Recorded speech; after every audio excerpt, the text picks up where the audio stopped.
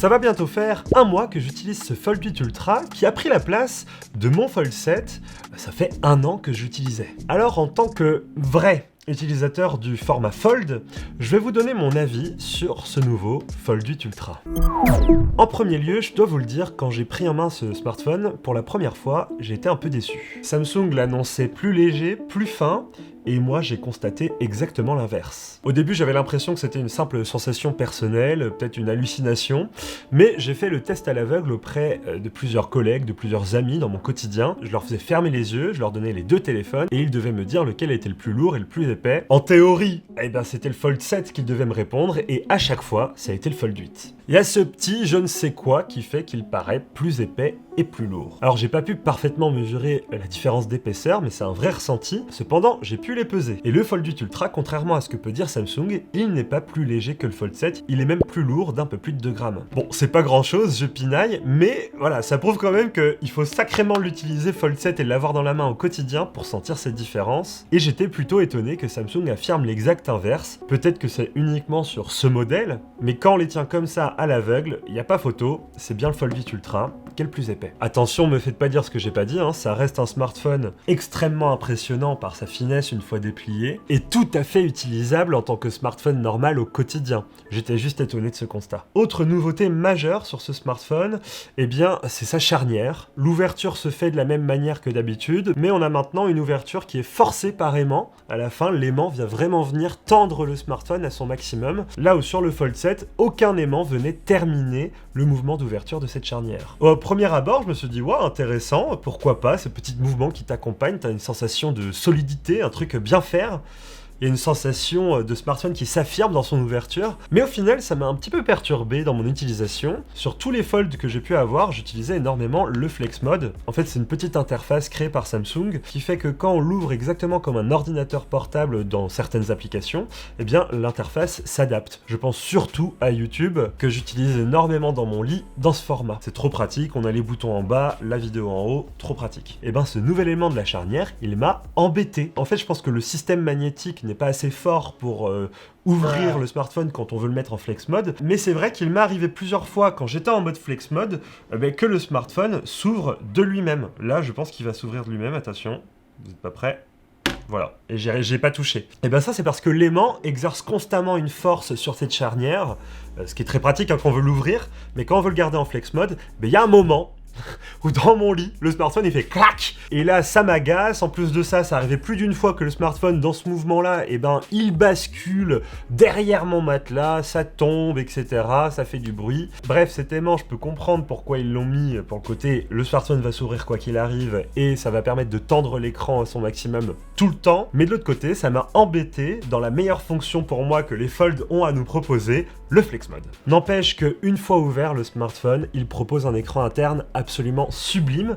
Et là, Samsung, je trouve qu'ils font vraiment de la magie. Ils arrivent à encore améliorer le rendu de cet écran interne, donc déplié. À la fois, il est juste un tout petit peu plus lumineux que sur mon Fold 7. Ça se ressent à peine. Mais surtout, la pliure, elle se voit quasiment plus. Je précise un truc. Personnellement, la pliure ne m'a jamais dérangé. Même sur mon vieux Fold 3 qui avait une pliure absolument plus que visible, à l'utilisation, ça ne me gênait pas. Donc autant vous dire qu'à titre perso, en tant qu'utilisateur, et je pense que la plupart des utilisateurs de Fold vous diront la même chose, la pliure, finalement, on l'oublie très vite, et puis c'est pas du tout un problème, en fait, dans l'utilisation. Mais j'y ai vu un intérêt social. Parce que cette pliure, on m'en parlait, et ça m'agaçait, tout le monde me disait « oui, c'est bien les pliants, mais bon, t'as vu la pliure, c'est horrible. » Et là, c'est vrai qu'avec ce Fold 8 Ultra, on m'en a vachement moins parlé. Et même mon entourage était plutôt impressionné par cette pliure du Fold 8 Ultra, quasiment invisible. J'ai noté aussi une autre sacrée amélioration sur cet écran interne, c'est le traitement anti-reflet. C'est simple, je dirais que ce Fold 8 Ultra reflète quasiment 2 fois moins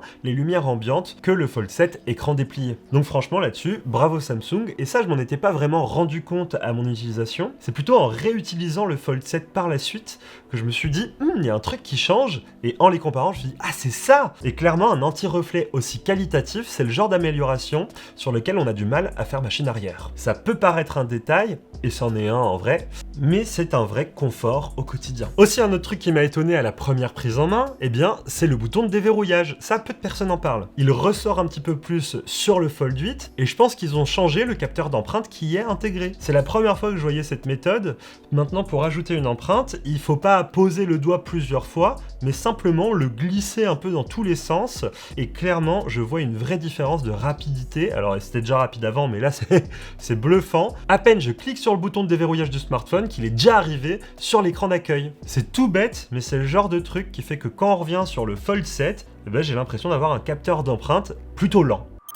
Bon, pour cette partie, perso, je suis assez embêté de vous donner mon avis. Parce que je vis pas la meilleure des expériences avec mon Fold 7. En fait, il y a un an, quand on a testé ce Galaxy Z Fold 7, tous les journalistes s'accordaient à dire que ce smartphone proposait une plutôt bonne autonomie, voire même très bonne autonomie pour le format. En tout cas, il y avait un net progrès par rapport aux générations précédentes, et ça plaçait ce smartphone comme étant un smartphone plutôt bon par rapport au meilleur. Et un an plus tard, et là j'attends vos retours d'expérience à vous si vous en utilisez comme moi, et bien autant vous dire que la batterie de ce Fold 7, elle s'effondre. Je suis un utilisateur assez lambda, hein. Par jour j'utilise mon smartphone environ 3 heures, 3 heures et demie maximum, et un an après avoir reçu ce smartphone complètement neuf, et bien son autonomie, avant de me coucher, elle est ric-rac. Je suis souvent autour des 5-10%. Et c'était pas le cas du tout quand je l'utilisais au tout début. Donc en fait, pourquoi je suis embêté de vous parler de l'autonomie du Fold 8 Ultra, c'est est-ce que ce smartphone est promis au même destin que le Fold 7, c'est-à-dire une autonomie bonne au début mais décevante sur le long terme?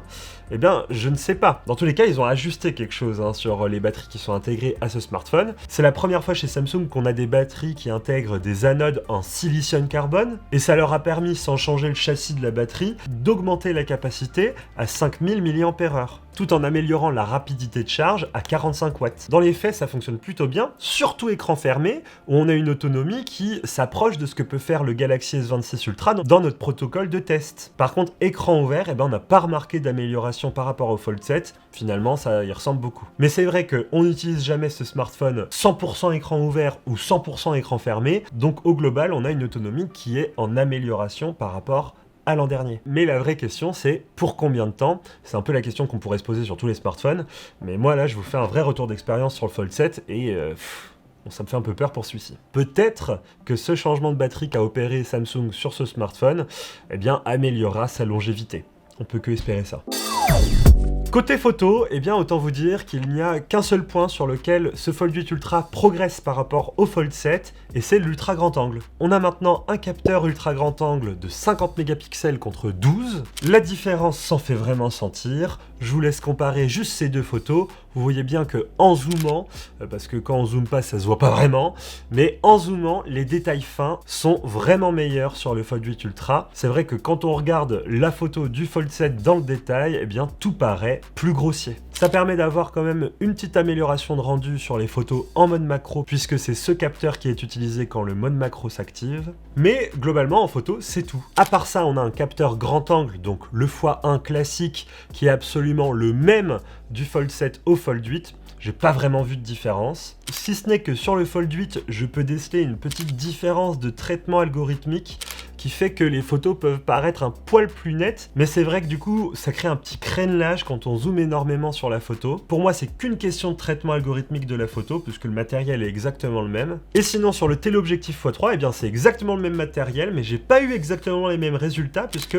sur ce Fold 8 Ultra, la manière de prendre les photos est un peu différente. C'est vrai que si vous utilisez les smartphones de Samsung, sauf le Ultra, mais les S25, S26, etc., vous remarquerez peut-être que quand vous prenez une photo au x3, eh ben, la prise de photo peut être un poil lente par rapport à ce qui se fait chez la concurrence. Et donc pour régler le problème, ils ont clairement accéléré le shutter du Fold 8 Ultra, ce qui fait qu'il y a moins de lumière qui a le temps de rentrer sur le capteur, et donc clairement je trouve qu'on a une petite perte de détail sur le capteur x3 du Fold 8 Ultra par rapport au Fold 7. Alors ça se voit surtout quand on zoome sur les photos comme d'habitude, mais clairement les photos de mon Fold 8 Ultra en x3 sont un tout petit peu moins bonnes, je trouve, que sur mon Fold 7. Ça reste quelque chose que Samsung pourra largement améliorer via des mises à jour. Après, il faut quand même le dire, je suis quand même frustré de ce module photo. On a un smartphone ici qui s'appelle maintenant Ultra, donc on est censé le mettre dans la même gamme qu'un S26 Ultra. Et moi, la gamme Ultra, ça m'évoque tout de suite une polyvalence photo absolument géniale. Et pour moi, ça peut peut-être tromper un peu le public. C'est vrai qu'on pourrait se dire, oh, le Fold 8 Ultra, mais attends, mais il va prendre les mêmes photos que le S26 Ultra, pourquoi il prendrait pas? En plus, il est plus cher.